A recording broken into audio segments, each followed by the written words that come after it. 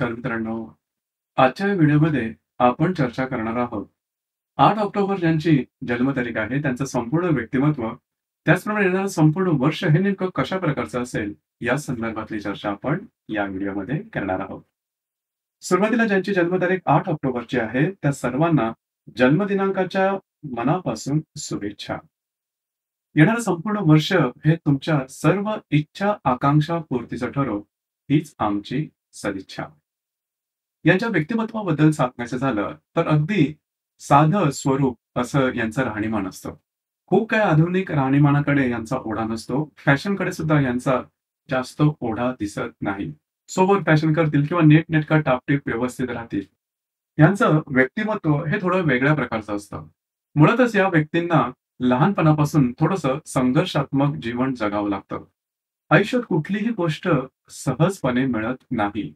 इतरांसाठी ज्या गोष्टी अगदी सहज असतात, त्या गोष्टी यांच्यासाठी थोड्याशा कठीण होऊन बसतात. म्हणजेच अगदी जीवनातले जे महत्त्वपूर्ण टप्पे आहेत, शिक्षण पूर्ण होणं, आयुष्यामध्ये स्थावरता येणं, विवाह होणं, संतती होणं किंवा मनाजोगता पैसा असणं, हा प्रकार यांच्यासाठी थोडासा कठीण होऊन बसतो. अर्थात यांना ही सगळे सुख मिळतात, परंतु वेळ निघून गेल्यानंतर. त्यामुळेच बऱ्याच प्रमाणात संघर्ष करत असल्या कारणामुळे खूपच लहान वयामध्ये त्यांच्यामध्ये मॅच्युरिटी आलेली दिसून येते. आणि बहुधा त्याच गुणांमुळे थोडासा कटुपणा यांच्या स्वभावात दिसून येतो. दुनियादारी ज्याला आपण म्हणतो, तो सुद्धा भाग यांच्यामध्ये खूप चांगल्या प्रकारे दिसून येतो. मुळात ह्या व्यक्ती प्रॅक्टिकल असतात. पैसे कुठे, कधी, कसे खर्च करायचे, कशाप्रकारे इन्व्हेस्ट करायचे आणि कशा प्रकारे त्याची बचत करायची, याचं उत्तम गणित त्यांना जमतं आणि ते सर्वच्या सर्व अनुभवातून आलेलं असतं. म्हणूनच या व्यक्ती थोड्याशा तुम्हाला डिसिप्लिन वाटू शकतील. कुठल्याही गोष्टीमध्ये ह्यांचे जे विचार असतात, हे नेमके असतात, टू द पॉइंट असतात आणि व्यवहारी असतात.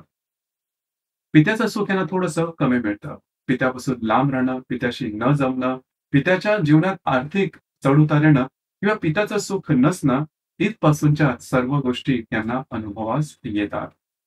त्याचमुळे लहानपणापासून संघर्षात्मक जीवन असल्या कारणामुळे कुठल्याही व्यक्तीवरती किंवा वस्तूवरती किंवा परिस्थितीवरती विश्वास हे सहसा लवकर ठेवत नाही, जोपर्यंत त्यांना स्वतःला त्या संदर्भात अनुभव येत नाही तोपर्यंत.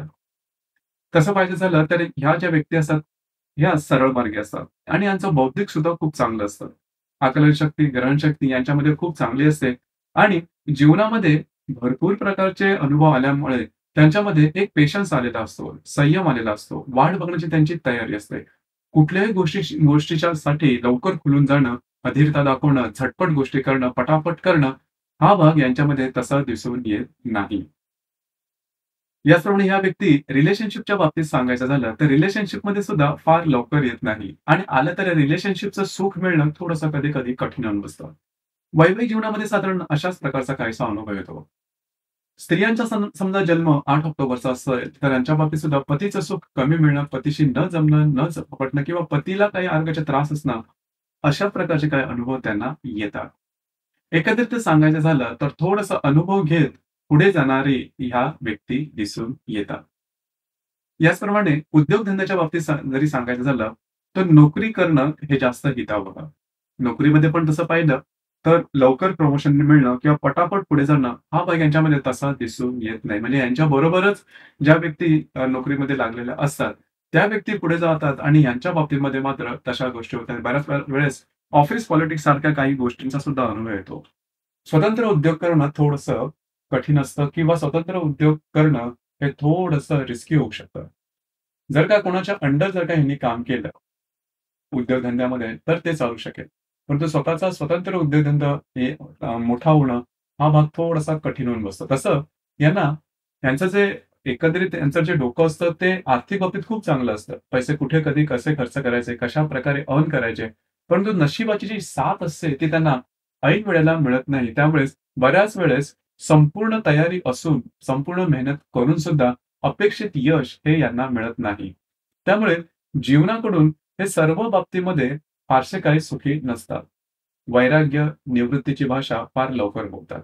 त्याच्यामुळे यांच्याशी जेव्हा ज्यावेळेस तुम्ही बोलाल, त्यावेळेस सुद्धा जीवनातली कटू सत्य काय असतात, कशा प्रकारचे असतात, याची जाणीव तुम्हाला लगेच दिसून येईल. आरोग्याच्या संदर्भात हाडांचे विकार, सर्दी, पडसे किंवा त्या संदर्भातले त्रास होण्याची शक्यता थोडी जास्त असते.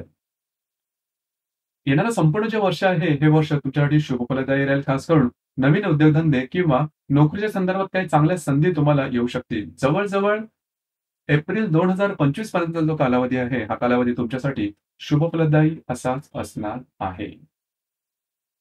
तर मित्रांनो, हे होतं 8 ऑक्टोबर ज्यांची जन्मतारीख आहे, त्यांचं संपूर्ण व्यक्तिमत्व आणि येणारं वर्ष कशा प्रकारचं असेल या संदर्भातली चर्चा.